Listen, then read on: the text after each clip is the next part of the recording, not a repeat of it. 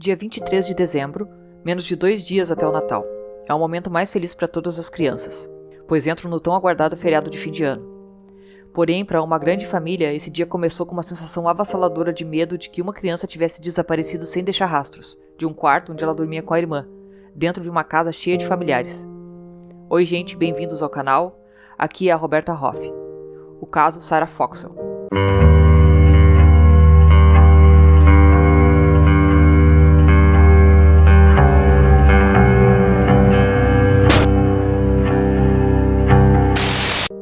Sarah Foxwell nasceu no dia 18 de maio de 1998 em Salisbury, Maryland. A Sarah estava numa turma da 6ª série. Ela era ousada, direta e justa. A família teve muitos dias difíceis, mas a Sarah, segundo a mãe, ela sempre sorria, não importava o quão ruins as coisas eram. Ela era madura além da sua idade e capaz de sustentar e confortar pessoas mais velhas. A mãe da Sarah, a Jennifer, era uma mãe solteira de muitos filhos. Ela alegou que trabalhava muito e foi forçada a confiar temporariamente seus filhos aos cuidados do seu pai e da sua irmã Amy Pagel. Eles moravam todos juntos em um grande celeiro reformado. A Amy era a guardiã legal de todos os filhos da Jennifer. A Sarah era a filha do meio. Haviam outros 7 filhos em uma família numerosa. Os irmãos da Sarah incluíam 4 irmãos e 3 irmãs. No dia 22 de dezembro de 2009, a Sarah teve um ótimo dia, além do fato de que as férias de Natal haviam começado recentemente, e o feriado ainda estava por vir. A Jennifer, a sua mãe biológica, que fazia horas extras, prometeu que daria a toda a família um Natal perfeito. Naquele dia, a Sarah escreveu uma carta para o Papai Noel e pediu um tênis Converse de presente. E a mãe dela disse que a Sarah com certeza os encontraria debaixo da árvore de Natal naquela noite. As crianças comeram sua pizza favorita no jantar e toda a família assistiu TV junta. A Sarah ficou feliz, pois viu que havia começado a nevar. Por volta das 9 horas da noite, a Sarah foi para o seu quarto, que ela dividia com sua irmã pequena, sua irmã mais nova, a Emma. A Emma estava animada com a neve e seguiu a Sarah ansiosamente. O quarto das 2 meninas ficava no final de um longo corredor. As irmãs adormeceram rapidamente, antecipando o dia seguinte, que deveria aproximar elas do feriado de Natal. Às 7 horas da manhã, a Amy foi até o quarto das meninas para ver como elas estavam. A Emma estava dormindo, mas a cama da Sarah estava vazia. A Amy verificou os outros quartos, mas todas as crianças ainda estavam dormindo. Ela procurou na sala e na cozinha. A Amy pensou que talvez a Sarah tivesse ido lá fora para brincar na neve. Mas o agasalho da Sarah ainda estava pendurado num gancho e os seus sapatos de inverno ainda estavam perto da porta. Eles ainda estavam secos, indicando que ninguém tinha estado lá fora com eles. A Amy verificou o celeiro, mas não havia sinal da garota e ela começou a se preocupar. Voltou correndo para dentro, acordou todas as crianças e o pai dela e perguntou se eles sabiam onde é que estava a Sarah, mas ninguém tinha ideia de onde a menina estava. A Jennifer, a mãe da Sarah, recebeu uma ligação ansiosa da sua irmã por volta das 7h30 da manhã. A Sarah não estava no seu quarto, seus sapatos e jaquetas estavam lá, mas ela não estava em casa ou fora dela. Elas não sabiam onde ela estava. A Jennifer correu para casa e elas ligaram para o departamento do xerife. O xerife Mike Lewis, de Woodson County, o sargento do condado, David Owens, e outros policiais, eles foram para a casa da família preocupada. Não havia tempo a perder, estava muito frio lá fora e isso era de longe o pior perigo e o único perigo que ela podia estar correndo. Então eles tinham que agir muito rápido. Não havia sinais de entrada forçada e não foram encontradas pegadas desconhecidas. A neve podia já ter apagado. O celeiro estava cercado por campos congelados dos 3 lados e atrás tinha uma grande floresta. Os vizinhos mais próximos estavam mais ou menos 1 quilômetro de distância. Um grupo de policiais começou a procurar as extensas áreas ao redor, questionando os vizinhos, e um outro grupo de policiais permaneceu dentro da casa, questionando os parentes. A porta da frente e todas as janelas estavam bem trancadas, todos os pertences da Sarah estavam no lugar, exceto sua escova de dentes verde e os chinelos, que desapareceram de repente. A tia da Sarah, a Amy, lembrou que eles mantinham um sobressalente da chave do lado de fora, no jardim, embaixo de um sapo de cerâmica. Ela correu para fora e foi até o esconderijo, mas a chave não estava lá. A Amy não sabia dizer exatamente quando a chave havia desaparecido ou se ela estava lá ontem ou há menos de um mês. Ela não sabia porque ela não se lembrava da última vez que ela tinha usado a chave. A chave destrancava a porta do jardim que ficava a poucos passos do quarto da Sarah. A porta estava fechada, mas não estava trancada. Nesse caso, a Amy tinha certeza de que a porta estava trancada. Ela disse que o cachorro estava no jardim e ele não latiu, e ele só respondia a pessoas que ele conhecia. Tudo fazia crer que a Sarah tinha saído sozinha de casa, pela porta do lado do seu quarto, ou alguém da família tinha acompanhado ela do lado de fora, levou ela até algum lugar e voltou sozinho.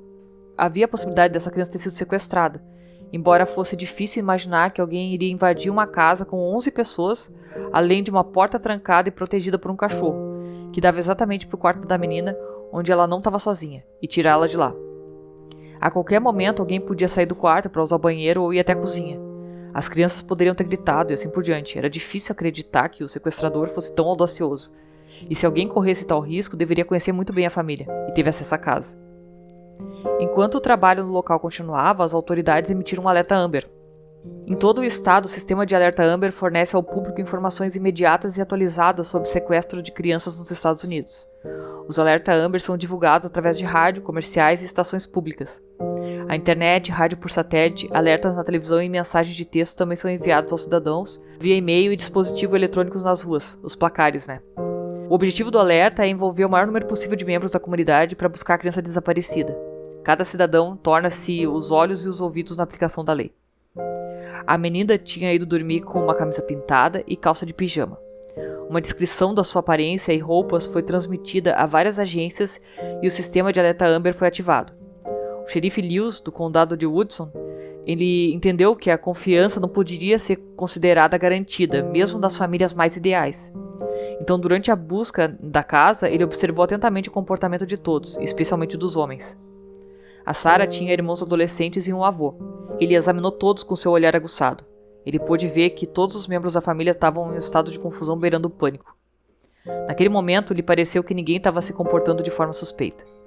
O xerife Lewis se aproximou da mãe de Sarah, Jennifer, e a abraçou e disse: "Quero que você saiba que farei tudo ao meu alcance para trazer sua filha de volta." A Jennifer começou a chorar. Ele disse que primeiro precisava falar com a Emma, a irmã mais nova da Sarah. O xerife Lewis disse que a Emma foi a última pessoa a ver a Sarah. Então, porque ela estava no quarto com a Sarah, talvez ela tivesse visto alguma coisa enquanto ela estava dormindo ou ouvido alguma coisa. No entanto, a Emma se recusou a falar. O desaparecimento matinal da sua irmã assustou e ela inicialmente ficou com medo de admitir que sabia ou o que sabia naquele momento. No momento em que a mãe da Jennifer, a avó da Emma, chegou, o xerife Lewis percebeu que a Emma estava particularmente feliz em vê-la. Ela correu primeiro para o abraço da sua avó, indicando que ela tinha um forte vínculo com ela. O xerife Lewis pediu à mulher, a avó da Emma, para ter uma conversa privada com a Emma, enquanto ele falava com os outros, um por um em particular. Com a avó, a Emma confirmou seu pior medo. A Sarah tinha sido sequestrada no meio da noite. Um homem abriu a porta do quarto dela e entrou. Ele acordou a Sarah, que imediatamente se sentou na cama e olhou para ele. A Emma ficou fingindo que estava dormindo e continuou deitada. O homem e a sua irmã sentaram na cama e falaram baixinho. A Emma observou e ouviu cada palavra perturbadora que o homem dizia para sua irmã mais velha. Ele a convenceu a ir com ele e ela concordou. Os detalhes da conversa entre o homem e a Sarah nunca foram divulgados pela polícia, mas sabia-se que a Sarah o seguiu de boa vontade usando chinelos e uma camiseta, como se estivesse se preparando para uma aventura. A Emma não ficou nem um pouco assustada. Ela rapidamente adormeceu novamente porque as irmãs conheciam esse homem. Ele estava vestido com um jeans azul, jaqueta laranja e tênis branco. Era Tommy. Emma disse que tinha certeza. A avó dela perguntou e a garota confirmou que era ele. A mulher abordou o xerife. Era tudo muito assustador e estranho, porque o Tommy era um bom amigo da família. Tommy era o ex-namorado da tia de Sarah. A Amy, ao saber disso, inicialmente sentiu uma sensação de alívio nos primeiros segundos, até que a plena compreensão da notícia lhe ocorreu. Tommy, ou Thomas Lex Jr., era um homem gentil e amigável, querido pela família, especialmente por Sarah. Quando a Amy e o Tommy se encontravam, ele frequentemente visitava a casa deles e passava muito tempo com as crianças. A Amy valorizava isso e considerava isso uma expressão do seu amor, especialmente porque ela tinha muitos filhos e eles eram parte integrante da vida dela. Só que inesperadamente o Tommy parou de atender as ligações dela. Ele simplesmente desapareceu e eles não o viam há mais de um mês. Todos conheciam Tommy, incluindo o gabinete do xerife. A polícia checou o banco de dados e descobriu que o Thomas Lex Jr., de 30 anos, tinha um histórico criminal muito perigoso. Ele foi registrado como criminoso sexual em Maryland e na vizinhança Delaware ao longo de 11 anos, enquanto a Sarah crescia. Thomas foi acusado de 5 crimes sexuais contra meninas e mulheres jovens. Thomas conquistou seu lugar no Registro Estadual de Criminosos Sexuais após um incidente em outubro durante o feriado de Halloween de 1997, em um parque arborizado em Salzburg, de acordo com documentos judiciais. O estudante de ensino médio de 18 anos, Thomas Lex, conheceu 3 garotas no parque. Ele se apresentou e contou as suas idades. Ele passou a noite com elas, conversando e jogando cartas. Ele concentrou sua atenção em uma delas. Thomas segurou a mão dela e, quando escureceu, ele começou a tocá-la por baixo das roupas. A menina disse que não disse nada, ela ficou com medo. Ela contou mais tarde à polícia. De acordo com os documentos, o Thomas ligou para ela várias vezes depois pedindo para se encontrarem, mas ela recusou. Os pais da menina contataram a polícia depois de saberem do incidente, lendo o diário dela. Thomas confessou à polícia, mas acrescentou que ela não agiu como se não gostasse. Em uma carta para a menina e seus pais, Lex escreveu que se soubesse que ela tinha 12 anos, ele certamente não a teria contatado. Em maio de 98, Thomas Lex se declarou culpado de crime sexual de 3º grau e foi condenado a 5 anos de prisão. Apenas cerca de 4 meses depois, ele foi liberado por bom comportamento. Um ano após a sua libertação, Thomas, de 20 anos, conheceu 2 garotas em um shopping local e as convidou para sair para fumar com ele. Depois de ficar sozinho com elas, na rua ele começou a elogiá-las, dizendo que elas pareciam legais e agiam como adultos. Na rua ele começou a fazer avanços e a tocar nelas. As meninas se assustaram e voltaram para o shopping. Thomas começou a segui-las naquela noite. A amiga ficou na casa de uma delas.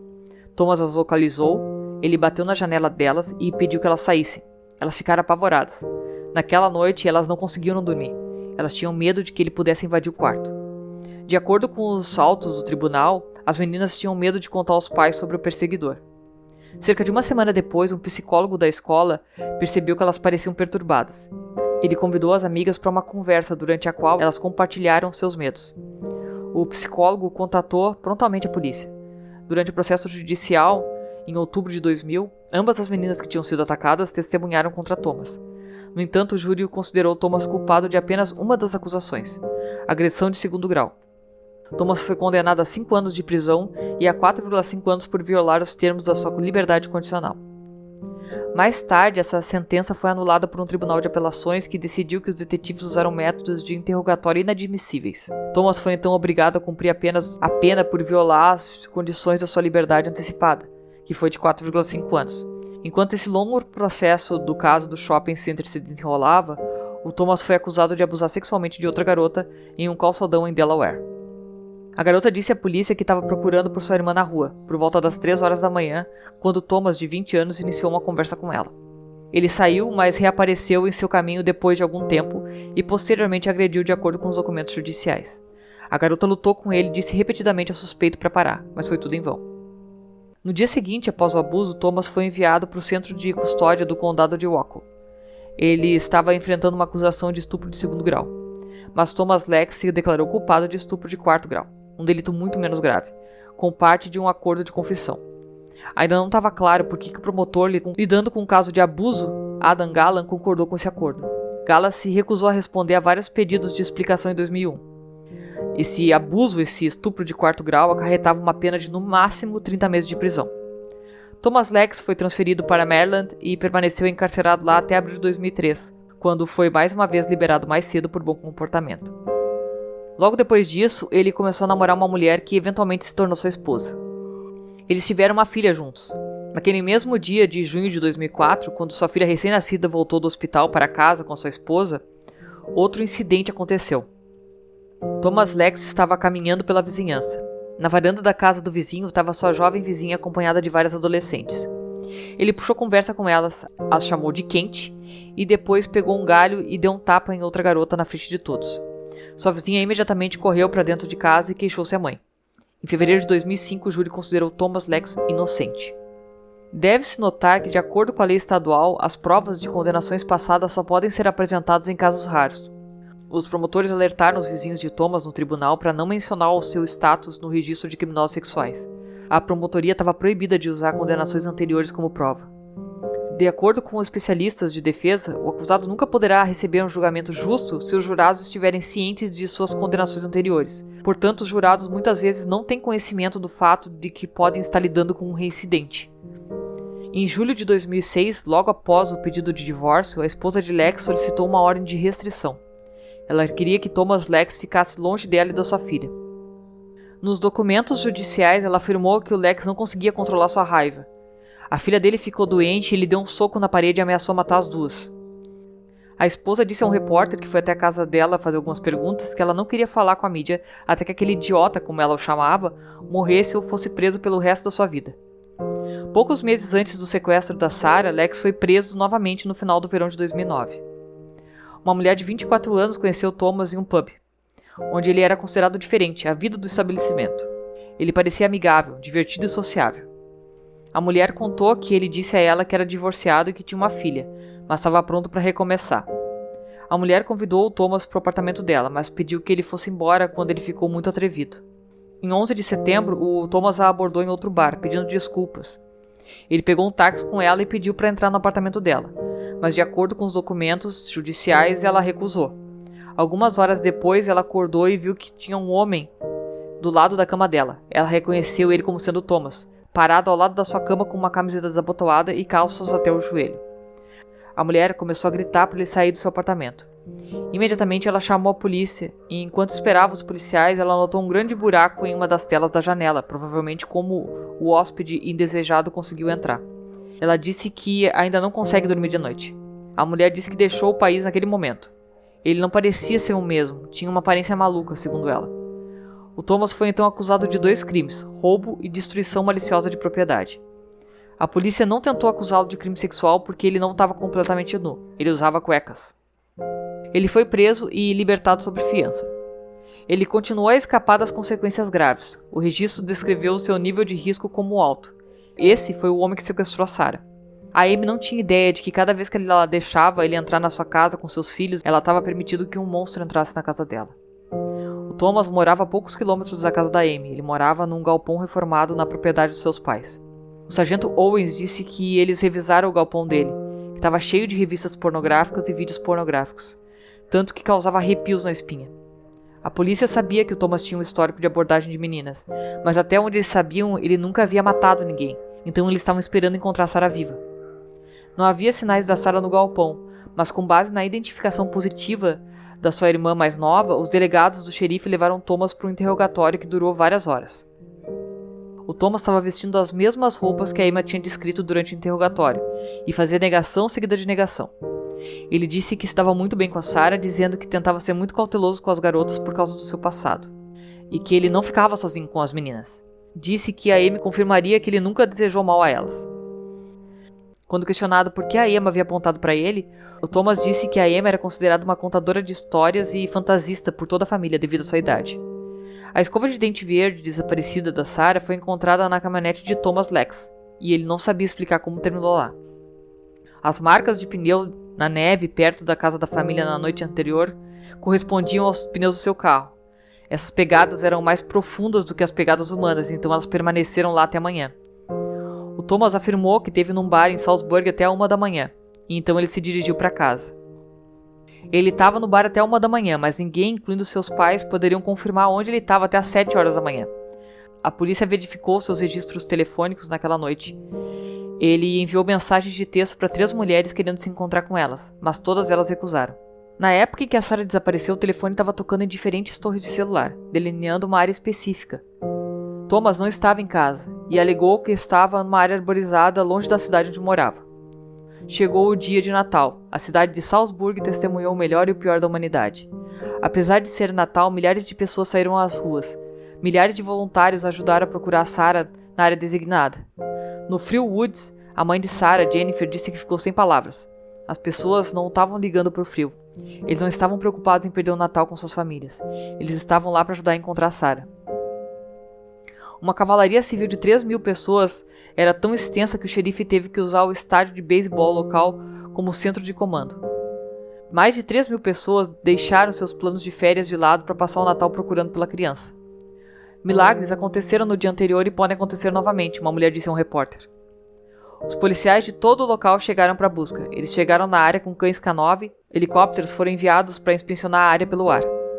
O xerife Lewis disse que pediu à população que assim que revistassem suas propriedades, eles colocassem uma fita amarela em torno da caixa de correio para mostrar que aquela área já tinha sido revisada. Ele disse que quando decolou com o helicóptero para revistar a área, ele viu que absolutamente todo mundo tinha feito isso. Todos estavam tão unidos, apesar das temperaturas congelantes. Os mergulhadores mergulharam em lagos e rios locais, mas não houve milagre de Natal.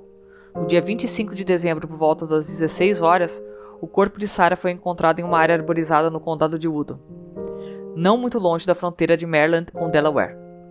A cerca de 20 km de sua casa, seu corpo estava deitado de costas, estendendo suas pequenas mãos em direção ao céu. O policial disse que quando ele viu o que ele havia feito com ela, quando ele viu o que sobrou dela, foi muito difícil.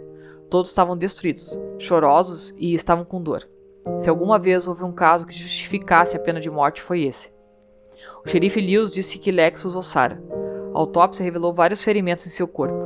Ele tentou estrangulá-la com as mãos. Havia hematomas em seu pescoço. Ela continuou respirando. Ele tentou afogar ela numa poça suja. Ela tinha água nos pulmões. Então ele saiu, pegou uma lata de gasolina, voltou e encharcou o corpo dela com gasolina e ateu fogo nela. A autópsia mostrou que ela havia inalado fumaça. Ela ainda estava viva. Sarah confiava nele, considerando seu amigo. Ele a conhecia por tanto tempo e dolorosamente tirou a vida dela. Thomas Lex foi acusado de assassinato e o caso contra ele era forte. Até o cachorro o conhecia e não deu alarme. Ele sabia onde a chave reserva da porta estava escondida e também sabia onde a Sarah dormia. A garota confiava nele e foi com ele. Emma o viu no quarto e o identificou. Entre várias pessoas em uma fila de suspeitos, ela o identificou. A escova de dentes de Sarah foi encontrada no seu carro, junto com o cabelo de Sarah e fibras de calças de pijama, com o tema natalino no assento do passageiro. Foram encontradas marcas de pneu de sua caminhonete Dodge Ram 2003, que foram preservadas na neve do lado de fora da casa da Amy. Thomas estava na área onde o corpo foi encontrado. O ponto de viragem nesse caso foi que o DNA de sua roupa íntima correspondia ao DNA encontrado no corpo de Sarah. Para a promotora Abby Marsh, o caso de Lex teve um toque pessoal. Ela foi a promotora em seu primeiro caso de crime sexual. Naquela época, Thomas foi condenado a 5 anos de prisão. Mas o que absolutamente, na opinião dela, desafia qualquer entendimento é que ele conseguiu liberdade condicional após apenas 4 meses. Sempre que esse tipo de comportamento recebe uma punição tão branda, pode levar a uma escalada do crime que é o assassinato. Segundo ela, ele não deveria ter sido libertado da prisão tão rapidamente. A promotora disse que se tivesse permanecido encarcerado, Sarah ainda poderia estar viva. O estado de Maryland queria buscar a pena de morte, mas antes do caso ir a julgamento, Thomas fez um acordo em troca de sua vida. Ele se declarou culpado de todas as acusações e foi condenado a 2 prisões perpétuas sem possibilidade de condicional. Poucos dias depois de chegar à prisão, ao Centro Correcional Western, Thomas foi atacado por outros presidiários no refeitório. Ele foi atingido 3 vezes na cabeça, pescoço e braço. Foi tratado no centro hospitalar da própria instituição, ele não precisou ser hospitalizado. Hoje ele segue preso. Sarah é considerada um anjo de Natal em Salisbury. Seu legado servirá para proteger outras crianças por meio da Lei de Sarah, que determina que todos os infratores que cometerem crimes sexuais contra crianças em Maryland cumpram um mínimo de 15 anos de prisão sem possibilidade de liberdade condicional. Incrível que depois de vários crimes sexuais esse indivíduo ainda permaneceu solto. Precisou uma criança ser brutalmente abusada, torturada e morta para que eles aumentassem a pena contra pedófilos. Bom, gente, esse foi o caso de hoje. Se você ainda não é inscrito, se inscreve, deixe um like, é de graça, ajuda muito. Deixe um comentário, pode ser até um emoji. Compartilha com quem você acha que gosta desse tipo de conteúdo. Cuidem de suas crianças, cuidem-se e até o próximo vídeo. Beijo.